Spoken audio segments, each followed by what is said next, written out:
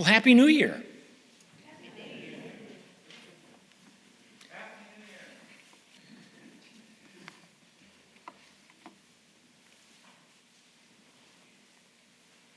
Well, last week, how many of you celebrated New Year's Eve in any way, shape, or form? A couple of you? Some folks in the neighborhood decided to celebrate in what I refer to as the modern traditional way by blowing stuff up. I'm assuming it was just fireworks that I'm aware of. Nobody was injured in the neighborhood. There were no post-firework sirens, so I was very grateful for that. But I got to thinking, I want to explain to everybody what's happened in my life in the last couple of weeks, because I fear that most of you probably know, but for those of you that don't, I was just mentioning to Sam Bagley this morning, I've gone to 2 family events in the last 2 weeks. Well, actually, I shouldn't say, in the last month. And both events, somebody tested positive for COVID. So I'm like, just my luck. I only go to 2 events, and both events, somebody tests positive for COVID. So now I have to, because of my position and the needs that may be upon me, I have to make sure that I protect myself as well as protect you. So I take those exposures very seriously, and I go and get tested. Big difference, though, in those last 3 weeks. The first time, I was able to get a test 48 hours later. The next time, I was able to get a test 168 hours later. Like, that's right. If you do the math, that's a whole week. So I sat around the house in the den, pretty much by myself for an entire week. It was like being on a boat, but without all the fun of being on a boat.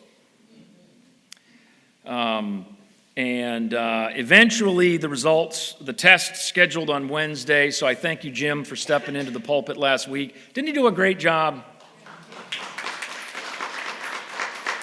I was particularly touched, Jim, by the story that you told at the beginning about how you came to be here, how your grandfather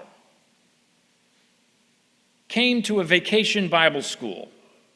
Your father came to a vacation Bible school, and so many years later, Jim shows up at a recommendation. Hey, I went to VBS there back in the whatevers, and you should go check out the church today. See, we never know, do we? We never know the impact of what we do. When I arrived to the building this morning, there was a sheet of paper on the desk of the pastor's study, which was a list of the attendance for each week for the entire year. Anyone want to take a guess, besides those who know the answer, of how many folks attended the first January Sunday of 2021? I want to throw out a number. Take a guess. David? 36. No, we were doing better than that. 50. I feel like I'm on The Price is Right now. This is great. Now, the answer was 64. Anyone want to take a guess what the average was for the month of December? Not 64. Not 112, although that was the high mark of the month of December, was 112. But the average was 77. Now, if you go back a year before the pandemic, we were running 110 to 120. So over the course of the year of 2021, we fell all the way down to half. And I know most of that has to do with the pandemic and the concerns that people have to come into gatherings, says the guy who went to 2 family gatherings and got exposed both times. I respect and understand that. But it was nice to see over the course of the year some folks that came back. And yet we start off this year, today, a little light, and that's not the end of the world. But the reality is that we still need to understand that we live in a different world than we did 2 years ago. Amen? Right? But the gospel never changes. So during the course of this time of being at home and quarantined twice in the span of a month, I've been doing a lot of thinking. How many of you just got nervous? Judy got nervous. So I started to think about some things, and it was, in fact, amazingly warm for some of those days, and then a couple days later we had snow. So apparently weather hasn't changed. It's still Virginia. It's still unpredictable. So then I thought, well, during this quarantine, could I take up a hobby? So I thought I'd try to learn to sing. That didn't work out so well. So you won't have to worry about that. And I thought about what you all might be doing. And I thought maybe, just maybe, during this new year, we could teach Ted Gravetti to dance. And then I talked to Ted, and he told me unequivocally, absolutely, I'm in. No, he said, not a chance. So I was hopeful in watching some of the headlines and hoping that with the turn of the calendar, maybe the pandemic would be over. No, in fact, and I bring you tidings of sad news this morning. Apparently, the Delta variant and the Omicron variant have now merged into something new. So, folks, this thing's with us for a while. And so we are all having to adjust to this new reality. And no one knows yet what the impact is that going to be. So then I started to reflect on what the last month has been like. And of course, we just came through what is for most Christians a beautiful time of the year, the season of Advent and Christmas. And I thought we had a beautiful Christmas Eve service. I hope you were able to be here with us. I thought it was absolutely fantastic. And I thought the Sunday before was even better because it was all music and fantastic and beautiful, and I didn't even have to preach, so that was great. So then I got thinking some more. I know, we're in trouble now, right? Oh no. And I got to thinking about the calendar itself and why in the world do we even celebrate New Year's Eve at all? And then I thought, well, where does it come from? So I did some digging, did a lot of reading over the course of the last month. But I determined some things just in my research, and I'm not saying like I figured these things out. I mean, I did some reading and learned some things I thought might be interesting to you. Do you know where hours and minutes come from? Anybody really smart on your history? I'm sorry? A clock. Okay, not the answer I was looking for, but I can't argue with that answer either. So, yes. Yeah, it comes from the Mesopotamians. That's an answer you probably didn't expect to hear this morning. And it comes from the, and I'm not making this up, and I hope I can pronounce it correctly, the sexagesimal system. Don't even know what the word means, but apparently that was a system of measurement back with the Mesopotamians. Blah, blah, blah. Who divided the day into 24 hours?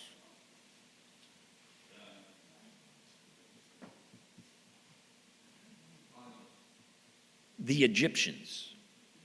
Now remember, way back in Genesis, there was morning and there was night, right? There was day and there was night. So that was God's division, right? The 24 hours was figured out by the Egyptians. The 7-day week, Sunday through Saturday, is derived from the ancient Near East, although the terms that we use for Sunday through Monday come from the Greeks. So again, just kind of interesting stuff. Like, where does all that stuff come from? It just wasn't magically created, our calendar. In fact, we use something called the Julian calendar all the way up until the 16th century. Now, here's what's unique about the Julian calendar. The Julian calendar was wrong every year by 11 minutes. So if you're literally short by 11 minutes every year, eventually you reach snowfall in July. I'm not joking, right? It takes a lot of years, but eventually you reach snowfall in July, and then they would reset the calendar and declare it January. For hundreds of years.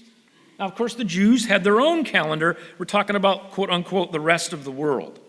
And it wasn't until 1582 that Pope Gregory XIII came up with something and implemented, I should say, the Gregorian calendar. That's the calendar that we use today. The calendar that lasts 12 months, right? January through December, 365 and a quarter days. So what do you do with that quarter? Well, somebody got really smart and they said, let's just pretend it doesn't exist, but instead of resetting from July to January when it snows, every 4 years we'll just add an extra day. And what do we call that year? Do you know that doesn't do it? I'll bet you thought, like I did, that every time you do a leap year, things go back to right again. Do you know that, this is so weird, that every 400 years, they have to reset the clock again?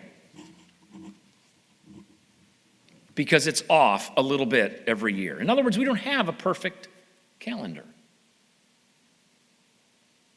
So that got me thinking some more, because that's what I do.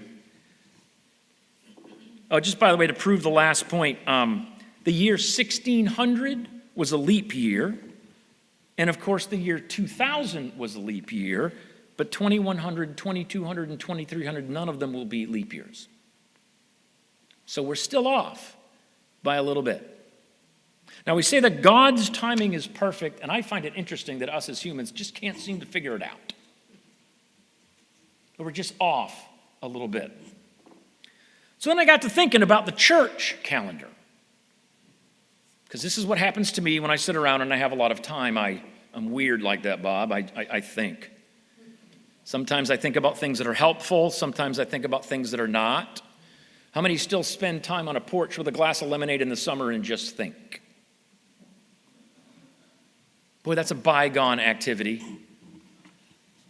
I'm just now getting to the point in life where I'm actually beginning to enjoy that. Maybe too much as of late. So I got to look at the church calendar and I realized that in the Christian church, there are two major camps.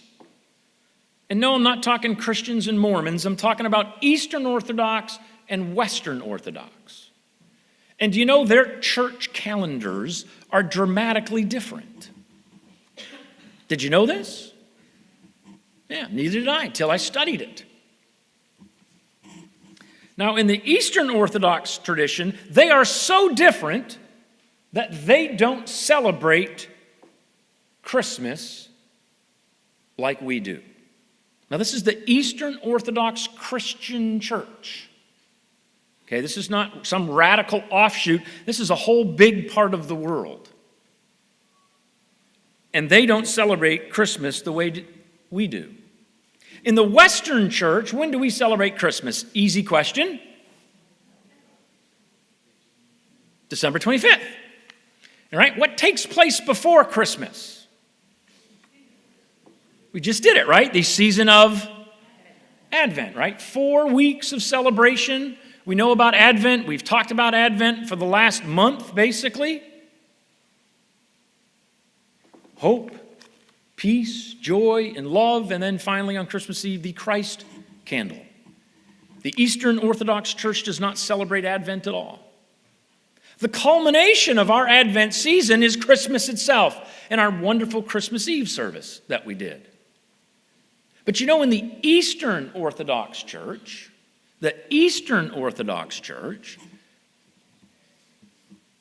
Christmas is the start of the 12 days of Christmas. How about that? You know that song, on the first day of Christmas, you know that song? Whole different experience for the Eastern Orthodox Church. Christmas starts their Christmas season as opposed to ending it. And then 12 days later, on January the 6th, is something called what? Epiphany. Now, what is the word? Now, Jim, you can't answer this. What does the word epiphany mean? To enlighten, that's not wrong. Yeah? It basically means to reveal. So where does that come from, and why does the Eastern Orthodox Church follow the Epiphany schedule? So what happened 12 days after Christmas in the Bible that would make the Eastern Orthodox Church follow that sequence of events?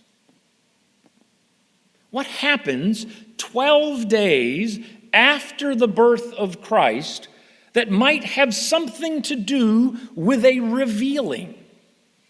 Hence the term Epiphany. Turn in your Bibles to the Gospel of Matthew, and let's answer that question.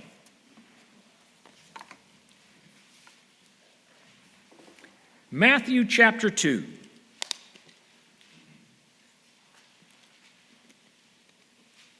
Starting in verse 1.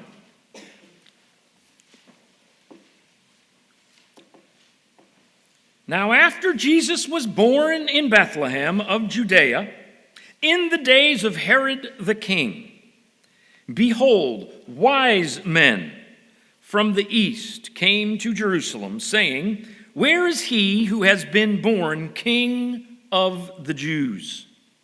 For we have seen his star in the east, and have come to worship him. Now, first of all, that begs the question, who are these guys, and how did they hear about this? Well, we're going to reveal that answer as the story unfolds. But what an unusual question. See, the times back then were so different from today, we can't even get our heads around it. You know, today we hear about a horrible, tragic event, and it gets spread by milliseconds around the world. That's the big difference between us now and us them. Back then, man, news traveled at the speed of camel. You know, maybe, if they're very important, by the speed of horseback. News did not travel and propagate like it did today. That's very important to remember. So these wise men came from the east. What's the average distance you can travel in a day on a camel?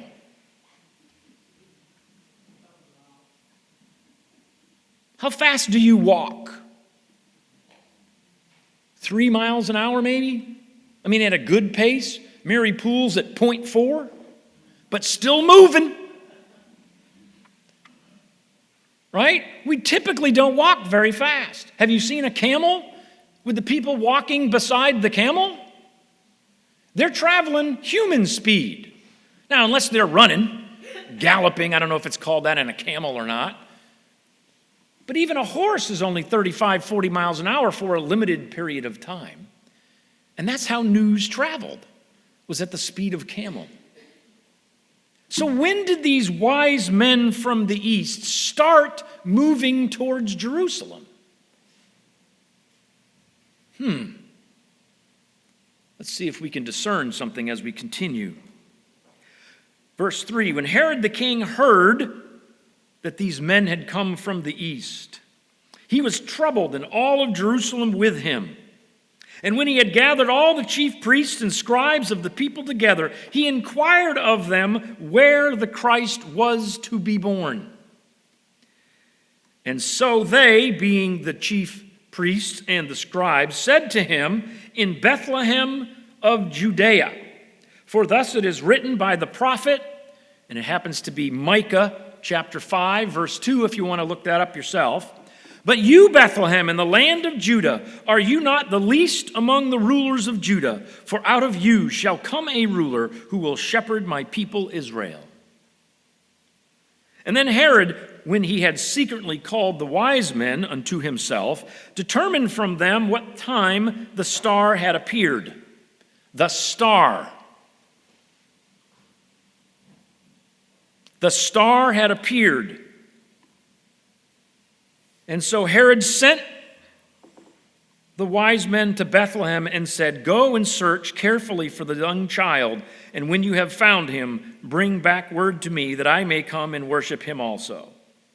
And when they had heard the king, they departed, and behold, the star which they had seen in the east went before them.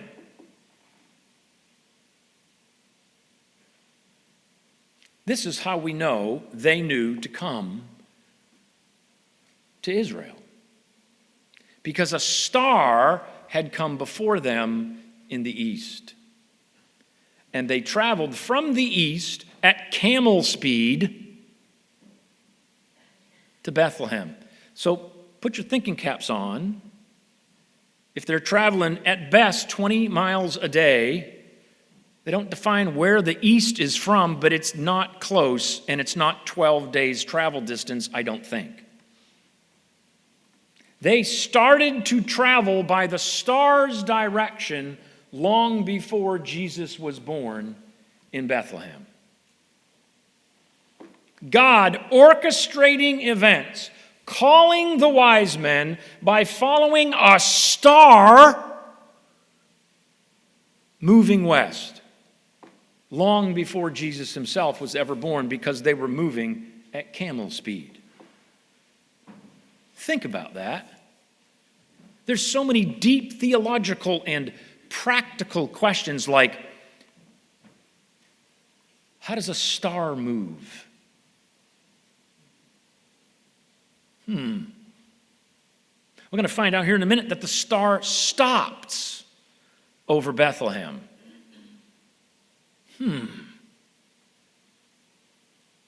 See, this is called miracle stuff. This is stuff we're not supposed to understand or explain away rationally with science. This is God stuff. How many have ever had a God stuff moment in your life? Where something happened and you're like, yeah, that's right, that right there, that's not possible. I mean, Kelly Coleman's still sitting here. That's not possible with her diagnosis of 5 years ago. 7.5 years ago. Survived what should have killed her. It's not possible. It's a God stuff moment. You know, I think personally that there's God stuff moments happen all around us. We're just not attuned enough to see it. This is a stupid story, but it's a God stuff moment in my life. Did you ever lose your patience? You know what I'm talking about? Where all rational thought just disappears and you're just operating purely on emotions. That's where my brother used to get in fights all the time, was because his emotions took over and rational thought was out of the picture. Well, that happened to me once behind the wheel, which is a really bad time to lose your emotional control. And I was at a time in my life where things were not going very well and finances were tight, and I had a chance for a business meeting with this client in Hopewell, Virginia, which I had never been to at that point in my life ever. And this is back in the early 2000s where GPS, you know, that thing that you can say, this is where I want to go, and it'll tell you when to turn. Well, it wasn't very good back in those days, and it couldn't find the address in Hopewell. And because I began to get frustrated, because I really wanted to get to this meeting and meet this person to hopefully make some income for my family, that every time I would follow the GPS, it would take me to a field in the middle of Hopewell. There was nothing there. It was a field in the middle of Hopewell. So I would drive away from the field and thinking maybe I just didn't follow the directions right, and so then I would try to follow directions again. And the third time, I re-input the address into the GPS, hoping that it would show up differently this time. You notice this is the end of rational thought, right? Right? What's the definition of insanity? Doing the same things you've always done but expecting different results. If GPS doesn't have the address, it doesn't matter how many times you put it in, it doesn't have the address. It doesn't matter how many times you put it in, it doesn't have the address. What I didn't know is the GPS was sending me to the geographical center of Hopewell, which I can promise you is a field.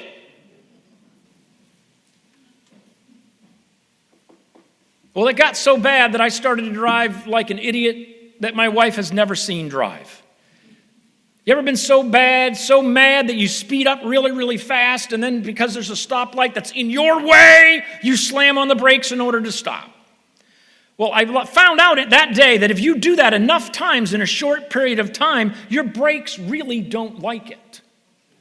And they just eventually say, yeah, we're not working because you've overheated us.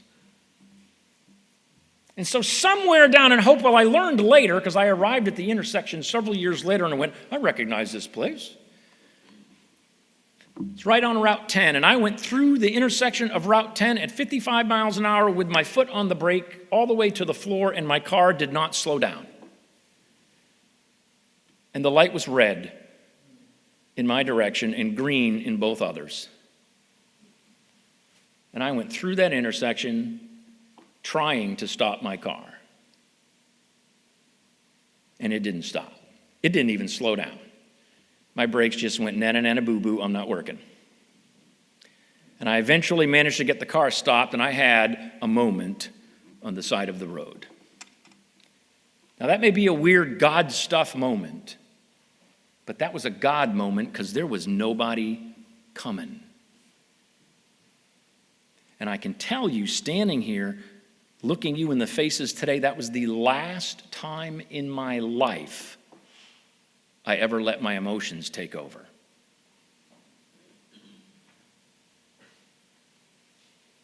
When was the last time you totally trusted God?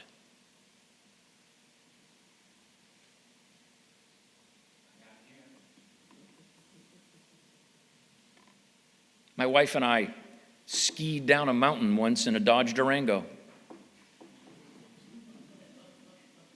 Didn't we, Kay?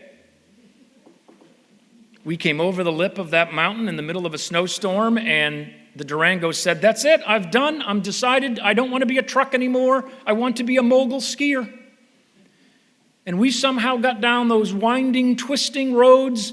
We did not drive down those roads, Miss Mary, we skied down those roads.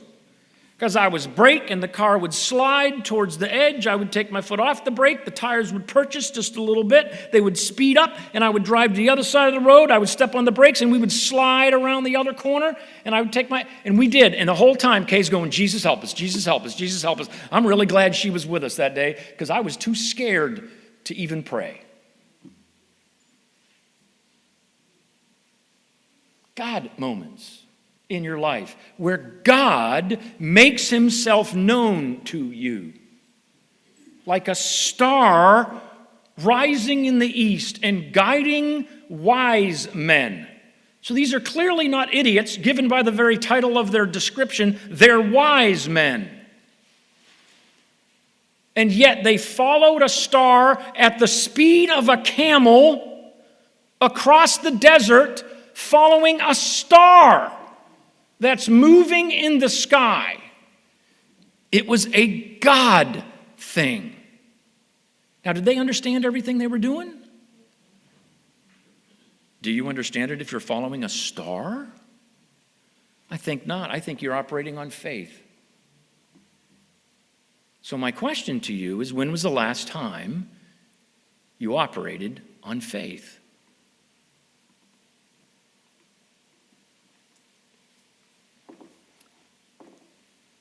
Verse 9.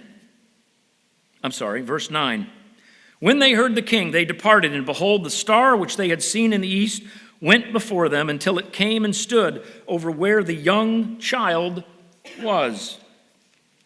When they saw the star, they rejoiced with exceedingly great joy. And when they had come into the house, they saw the young child with Mary his mother, and fell down and worshipped the child. And then they opened their treasures and they presented gifts to him, gold, frankincense, and myrrh.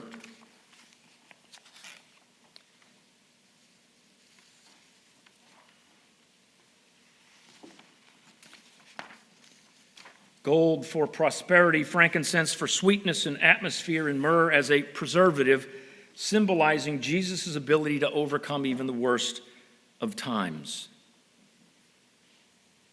And I love how their story ends in verse 12. And then being divinely warned in a dream, that's another God thing, that they should not return to Herod, they departed for their own country another way. They followed a star to worship a child. So here's the point of all of that. It's actually in the word epiphany. The appearance of the wise men following a star from the east, west to Bethlehem. When they arrived, they fell at the feet of the child and they worshiped him, proclaiming him, or if you will, revealing him to be a king of the Jews. And the word epiphany means to reveal. So 12 days after Christmas, the wise men appeared.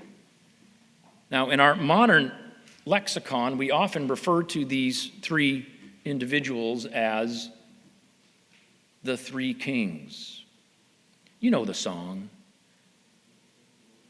We three kings of Orient are. The kings came to worship the king, to reveal to the world who Jesus was on the day called Epiphany, January 6th. 12 days after Christmas.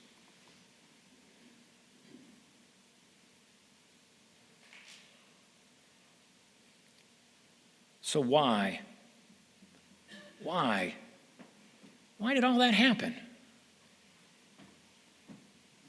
Well, of course, that goes back to the life of Jesus and why he came in the beginning. He came because of you and your sin, and me and my sin. The obstacle or barrier that exists between us and God. God, in his holiness, in his pureness, cannot be around sin. It's why we cannot look on the face of God when we are here walking the earth, because he is holy and we are not. And so God, in his love for you, created a way to bridge the gap between him in his holiness and you in your sin and me in my sin. And that gap was Jesus. You know, you think about how Jesus could have come. I mean, he's the king. How did kings in the traditional sense arrive? And we talk about this more at Easter and Good Friday and Holy Week. But kings would return on big, giant white steeds with fanfare.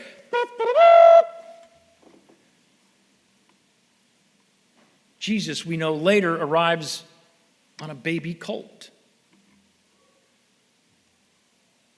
on the back of a donkey. But he arrived as one of the most helpless creatures on planet Earth, a human baby, totally dependent upon its mother. For a very long time. I've seen animals be born only a couple times in my life, but boy, they're on their feet sometimes within minutes of birth. Children are sometimes more than a couple of years before they're up walking around. Totally dependent in abject humility. God himself in human form arrived as a baby.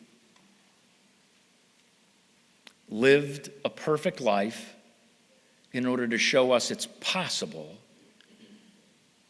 And then as we learn and celebrate during the season of Easter, was crucified on a cross, described in history as the worst form of death ever invented by man.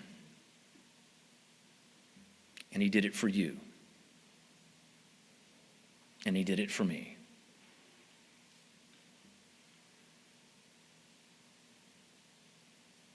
So let me bring all this to conclusion. We just had a calendar change. Whoopie-doo. Whoopie-doo. It's 2022 now. That'll change your world. How many are really hoping 22 changes my world in some way? See, that's just the human spirit. We look for things of this earth for encouragement, like somehow a new year is going to make all the difference. But every single day you wake up, today is the first day of the rest of your life. Today is the first day of the rest of your life, however long that lasts. So what are you going to do with it?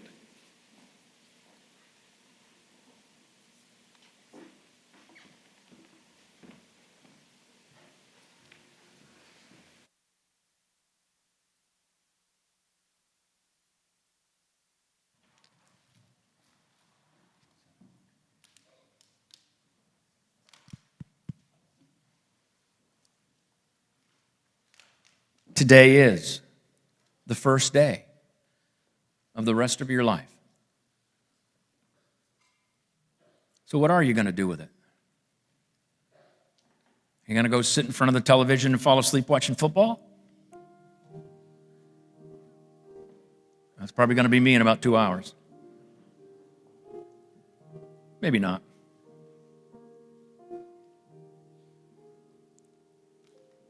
Are you going to reach out to a family member you haven't talked to in a while? You're going to reach out to a friend? Some of you are likely going to go to lunch. It's a good thing.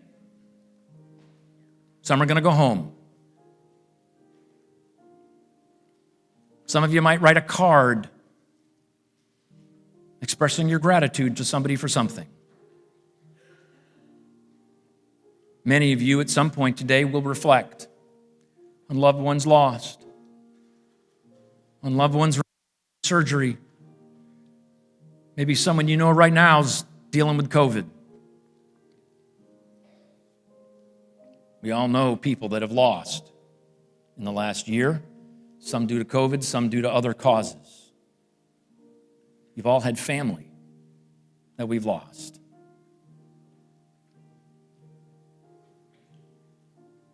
Stupid question. How many here worry about your kids every day of your life?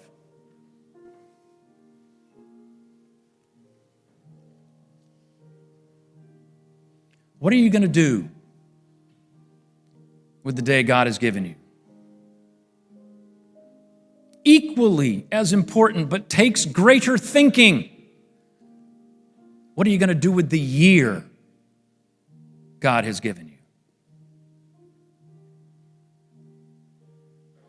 Had a conversation already this morning in January 2022. Pastor Mike, we need to do something different around here. Couldn't agree more. And that's not meant as a negative. We live in a time where the world needs us to be different than we were in the past. They need us to be more bold, more proactive, and more reaching out. The days of letting them come to us are past. They have to be, because they're clearly not coming on their own. What are you going to do with the year 2022?